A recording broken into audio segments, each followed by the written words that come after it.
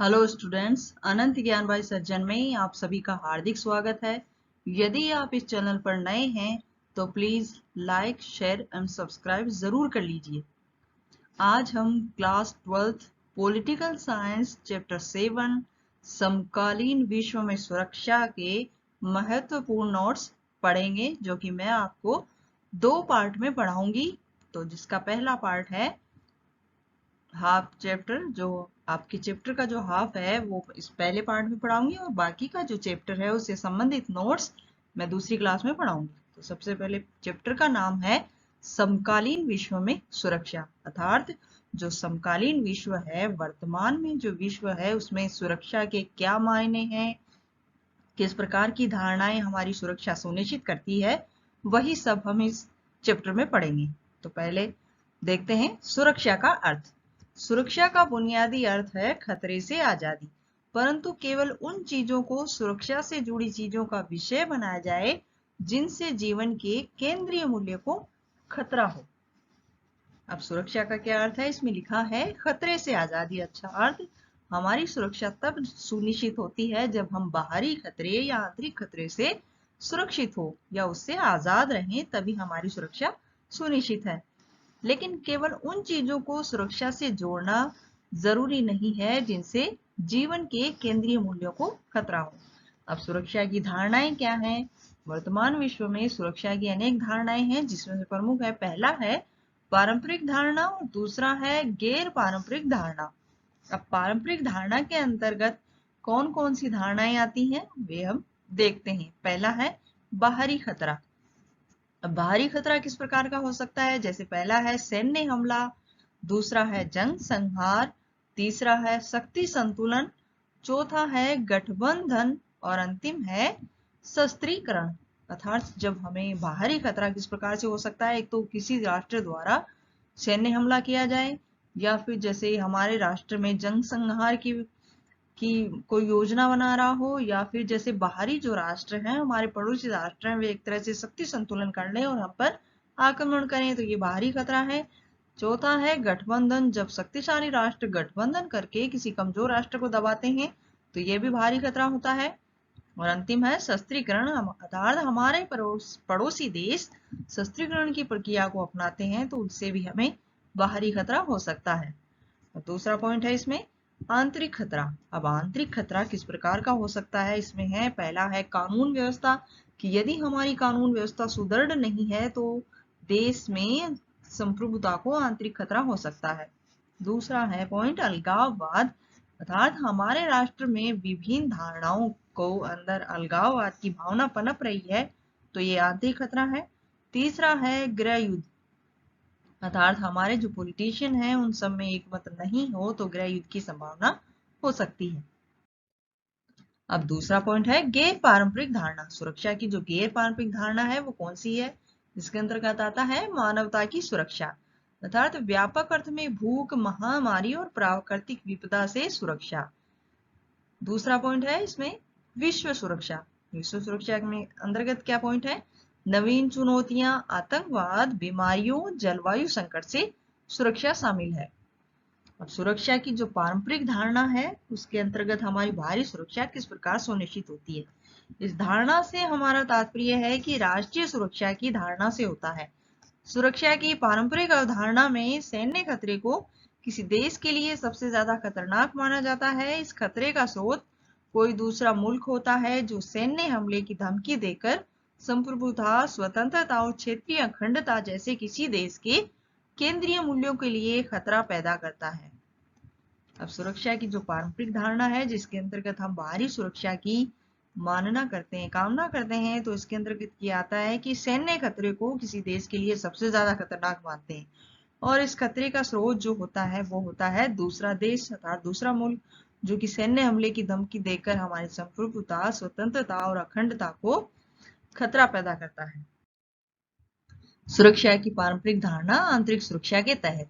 इस धारणा से हमारा तात्पर्य है कि देश के भीतर अंदरूनी खतरों से, जिसमें आपसी लड़ाइयां, गृह युद्ध, सरकार के प्रति असंतुष्टि से है।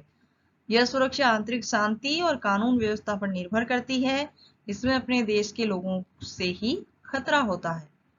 सुरक्षा की अपारंपरिक धारणा। सुरक्षा की अपारंपरिक धारणा में उन सभी खतरों को शामिल किया गया है जो किसी एक देश की नहीं बल्कि पूरे विश्व के लिए खतरनाक हैं और इनका समाधान कोई एक देश अकेले नहीं कर सकता। दूसरे शब्दों में कहें तो ऐसे खतरे जो कि पूरी मानव जाति के लिए खतरनाक हो, वे अपारंपरिक धारणा के अंतर्गत शामिल हैं। जैसे कि पहला है ग्लोबल वार्मिंग, दूसरा है प्रदूषण, तीसरा है प्राकृतिक आपदाएं, चौथा है निर्धनता, पांचवा है महामारी, छठा है आतंकवाद, सातवां है शरणार्थियों की समस्या और अंतिम है बढ़ती हुई जनसंख्या, जो कि संपूर्ण विश्व के लिए खतरे का सूचक है। गैर पारंपरिक धारणाएं। सुरक्षा की गैर पारंपरिक धारणाएं सैन्य खतरों से परे जाती हैं, जिसमें मानव अस्तित्व की स्थिति को प्रभावित करने वाले खतरों और खतरों की एक विस्तृत श्रृंखला शामिल है। दूसरा पॉइंट है सुरक्षा के गैर पारंपरिक विचारों को मानव सुरक्षा या वैश्विक सुरक्षा कहा गया है। तीसरा है मानव सुरक्षा से हमारा मतलब है कि राज्यों की सुरक्षा से ज्यादा लोगों की सुरक्षा। चौथा है मानव सुरक्षा की संकीर्ण अवधारणा के समर्थकों ने व्यक्तियों को हिंसक खतरों पर ध्यान केंद्रित किया है।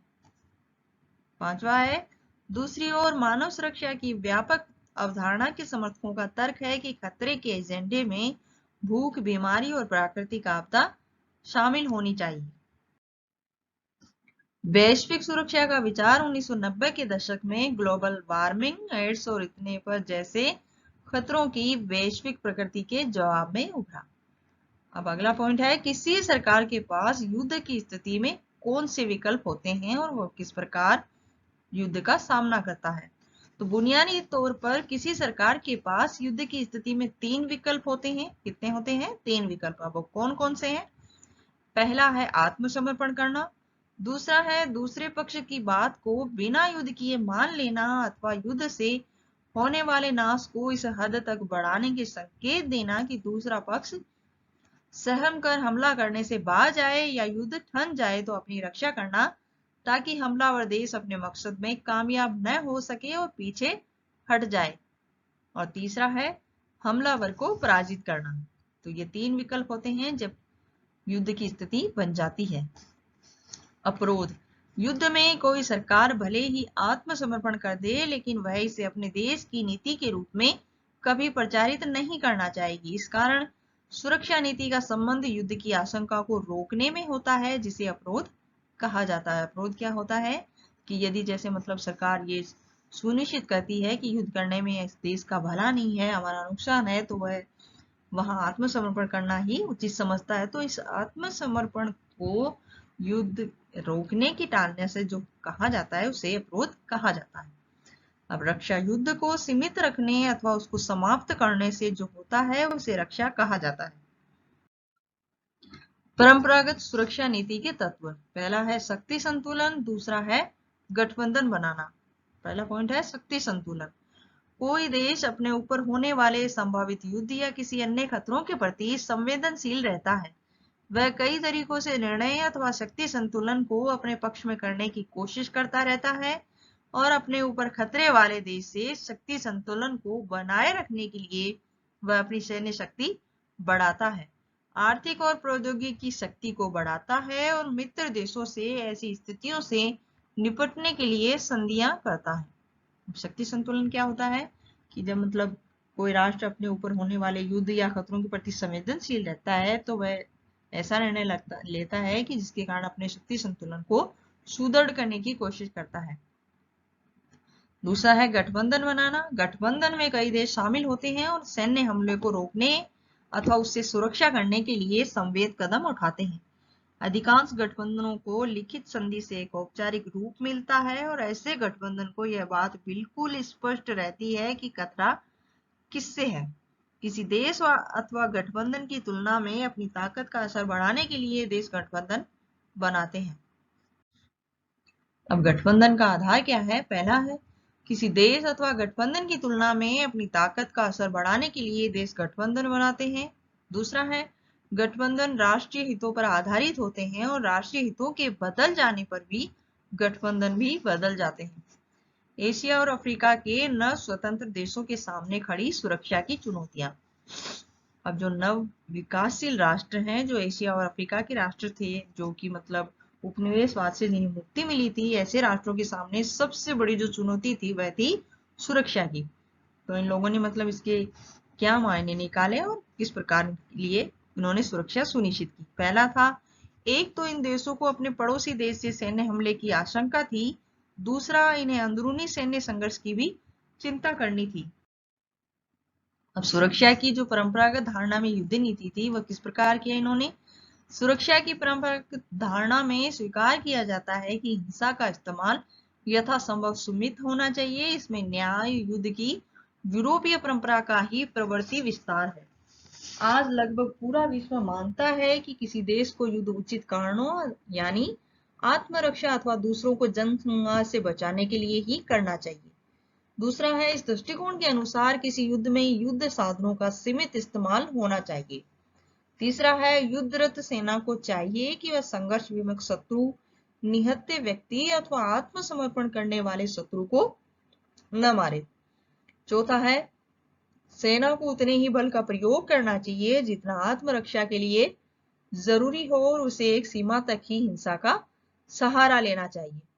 पांचवा है, सुरक्षा की परंपरागत धारणा इस संभावना से इनकार नहीं करती कि इन देशों के बीच एक न एक रूप में सहयोग हो। इनमें सबसे महत्वपूर्ण है निरस्त्रीकरण, अस्त्र नियंत्रण तथा विश्वास की बहाली।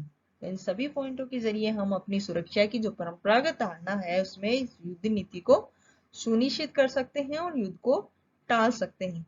तो अगले इस चैप्टर के जो नेक्स्ट पॉइंट है वे हम अगली क्लास में पढ़ेंगे। अगली क्लास का इंतजार करते रहिए, तब तक के लिए अलविदा।